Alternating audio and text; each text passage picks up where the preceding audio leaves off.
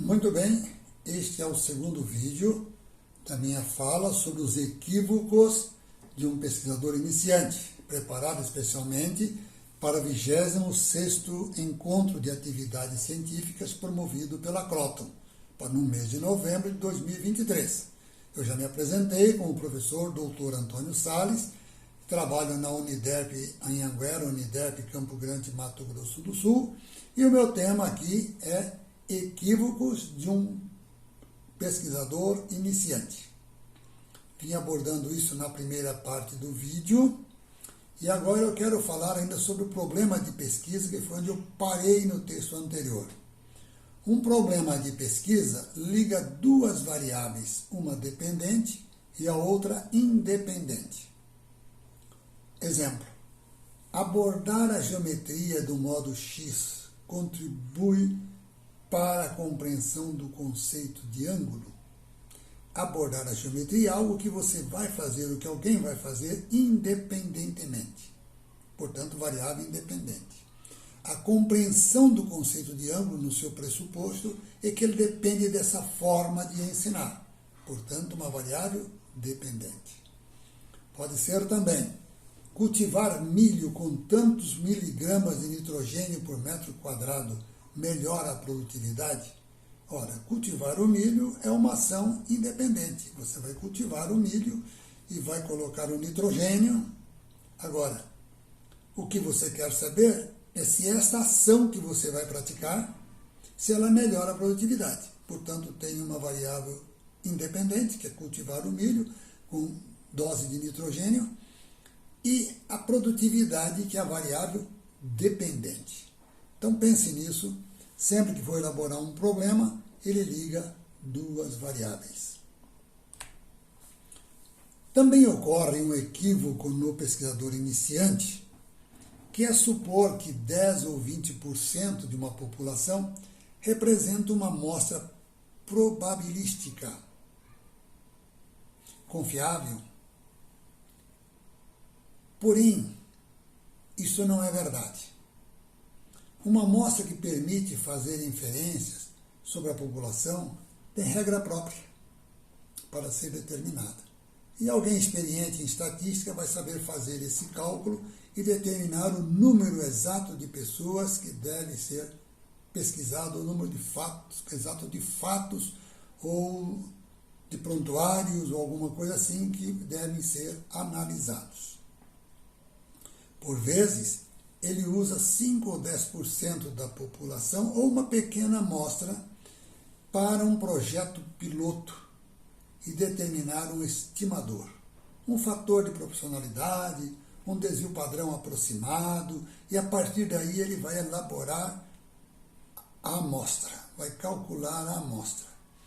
Mas a amostra não será 10 ou 20%, nem 5%, nem aquela pequena população que ele abordou.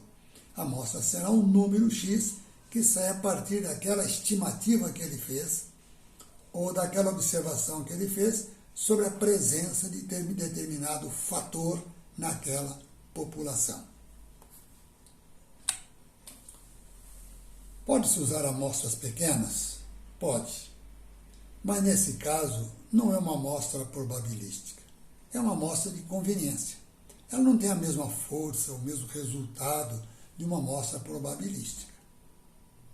E nesse caso também não se deve usar cálculo de amostragem para não enganar o leitor, para ele ficar supondo que você fez um trabalho rigoroso. Não foi rigoroso. Não tem todo o rigor de uma amostra probabilística. Uma amostra de conveniência define-se arbitrariamente.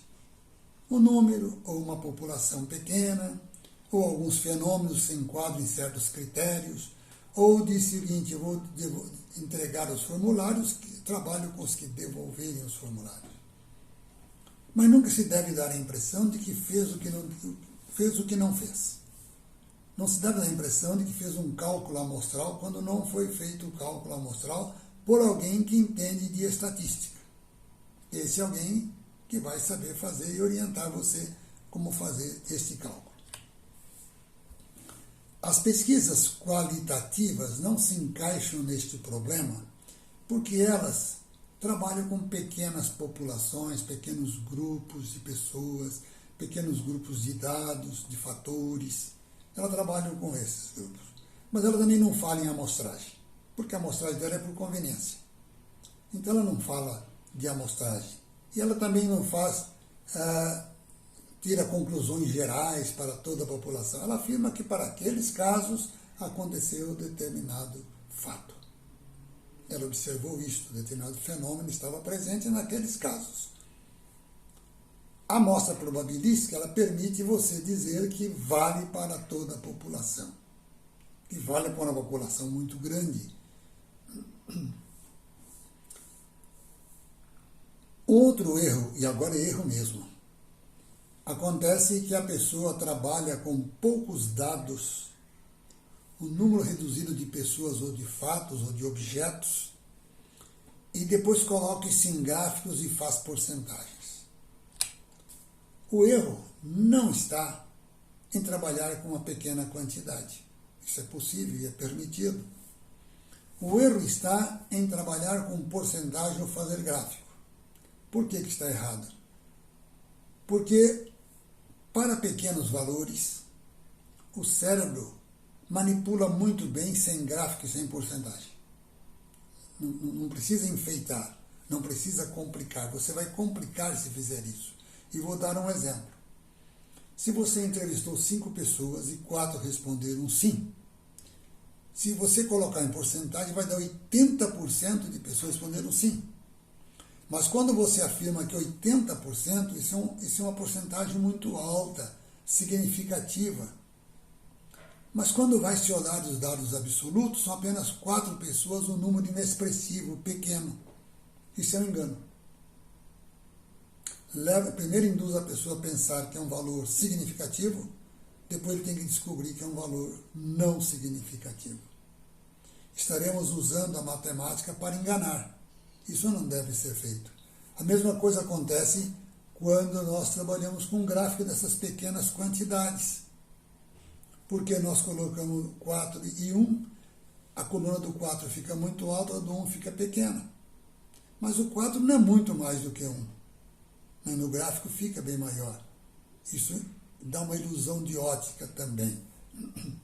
É bom lembrar que o nosso cérebro experiente de adulto manipula com facilidade pequenas quantidades, faz média de pequenas quantidades com facilidade, estima as percentuais de dados pequenos sem problema algum.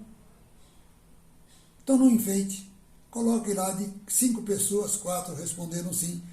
Para facilitar a visualização, coloca numa tabelinha. Uma tabela, sim, não, 4 sim, 1 não, e pronto. Por que não colocar no texto? Porque no texto os números podem se perder de tanto palavreado, coloca os números lá, que acabam perdendo o sentido. Então, coloca numa tabelinha, facilita a visão e comenta depois, em seguida. Não precisa repetir o que está na tabela no texto. Basta comentar ou explicar o que você entendeu daquela tabela. Um outro problema que o pesquisador iniciante comete é não saber manipular o formulário do Google. Um formulário importante, contribui muito para o trabalho, porém, se não souber formular adequadamente as questões e as respostas, ele lança isso numa planilha com 2, 3 informações na mesma célula, ou informações diferentes na mesma coluna, isso dificulta a pessoa. Por exemplo, a pessoa pergunta a altura, um escreve 150 centímetros, outro escreve 1,4 metros. Tem 2 problemas aí. Primeiro, o número junto com a unidade de medida. É um número com texto. Isso dá problema para você calcular, não tem como calcular isso. Segundo, tem 2 unidades de medidas diferentes. Facilita isso. Escreva a sua altura em centímetros. Ele não precisa escrever centímetro e basta colocar no número, facilita o seu trabalho. Às vezes a idade, você coloca a sua idade, ou a idade. Às vezes de uma criança e a mãe coloca 2 anos e 3 meses. Escreve, por extenso, 2 anos e 3 meses. E o outro escreve 15 anos. E o outro escreve 30 anos. Então você tem aí textos e números e unidades diferentes na mesma coluna. Isso dificulta o seu trabalho. Então, se o formulário é para criança, coloque idade em meses. Que a pessoa coloca só o número de meses. 5 anos são 60 meses, 2 meses, 62 meses. Coloca lá 62. Se você é para adulto, você coloca a sua idade em anos completos. Outro equívoco ocorre numa pesquisa qualitativa. A pessoa chama quadro de tabela. Quadro e tabela são conceitos diferentes e a diferença não está somente na forma, em que um tem linhas laterais, divisórias e o outro não tem. A diferença está no conteúdo e na função também. O principal conteúdo de uma tabela são dados quantitativos, são números, porcentagens, valores, dados estatísticos. Um quadro, o conteúdo dele são textos, informações complementares, resumos. Portanto, mas não é também só colocar número que se transforma em tabela, é preciso ver se o número é a informação principal. É tabela se os números, os valores constituem a ideia central principal. A tabela é essencial ao texto. Como assim essencial ao texto? É que se você tirar aqueles números, o texto fica mutilado. Se você tirar a tabela e deixar os números no texto, o leitor se perde naquela numeração toda no texto. Então você precisa ter a tabela, ela é essencial. Não pode mutilar. O quadro não é essencial. E eu vou ler aqui uma definição da BNT. Os quadros são considerados ilustrações. São utilizados para apresentar conteúdos teóricos, comparações, classificação de dados numéricos sem tratamento estatístico. Portanto, quadros e tabelas têm funções e formas diferentes. Não os confunda, por favor. Eu paro por aqui. Essa é a segunda parte do vídeo, conforme eu avisei, né? Se você não assistiu a primeira, eu aconselho que assista a primeira parte.